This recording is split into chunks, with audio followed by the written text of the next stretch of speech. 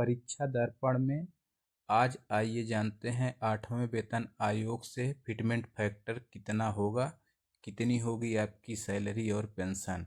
लाखों का फायदा होगा।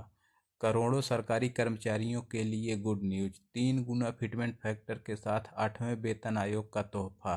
केंद्रीय कर्मचारियों के लिए राहत की खबर देखने को मिल रही है। 8वें वेतन आयोग में फिटमेंट फैक्टर के बढ़ोतरी की उम्मीदें हैं। इससे कर्मचारियों के वेतन में काफ़ी ज़बरदस्त बढ़ोतरी देखने को मिलेगी। फिटमेंट फैक्टर का केंद्रीय कर्मचारियों की बेसिक सैलरी तय करने में काफ़ी अहम रोल माना जाता है। सूत्रों से जानकारी निकल कर आई है कि इस बार फिटमेंट फैक्टर में काफ़ी ज़्यादा बढ़ोतरी होने वाली है तथा इससे सरकारी कर्मचारियों में खुशी की लहर है। केंद्रीय कर्मचारियों के लिए बहुत अच्छी खबर आ चुकी है। 8वें वेतन आयोग के तहत वेतन में बढ़ोतरी किए जाने की काफ़ी संभावना जताई जा रही है, यानी कि काफ़ी ज़्यादा वेतन में बहुत ही वृद्धि हो सकती है।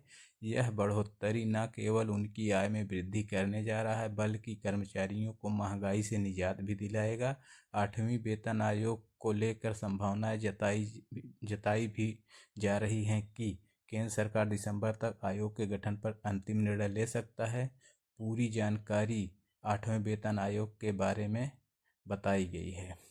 8वें वेतन आयोग के बारे में बात कर लिया जाए तो 7वें वेतन आयोग की सिफारिश के तहत फिटमेंट फैक्टर 2.57 गुना जैसे कि पिछली बार और इस बार 8वें वेतन आयोग में इसे बढ़ाकर 2.86 गुना लगभग 3 गुना किए जाने की पूरी संभावना है।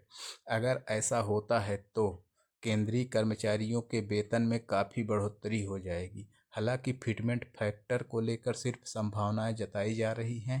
8वें वेतन आयोग के तहत कर्मचारियों के मूल वेतन में काफ़ी बढ़ोतरी होगी।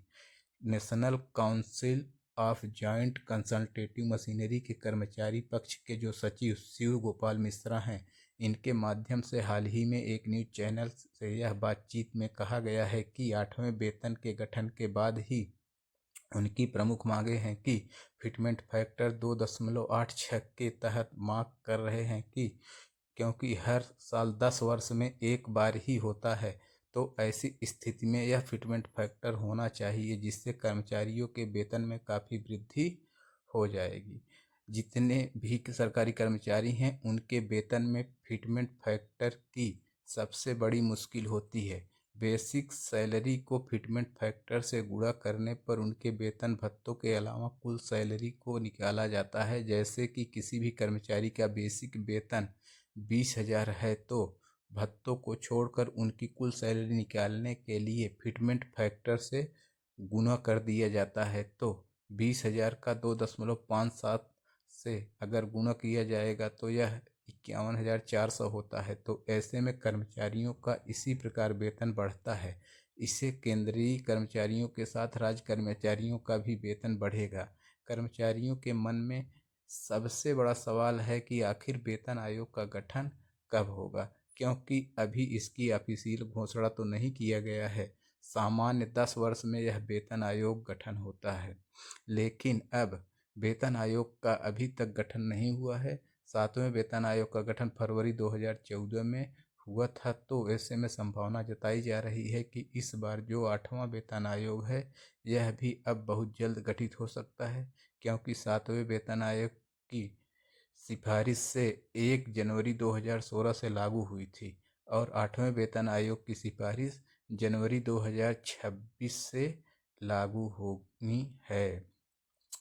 Thanks for watching. ऐसे ही महत्वपूर्ण अपडेट्स जानने के लिए हमारे चैनल को सब्सक्राइब करें, लाइक करें, कमेंट करें, शेयर करना ना भूलें। Have a nice day.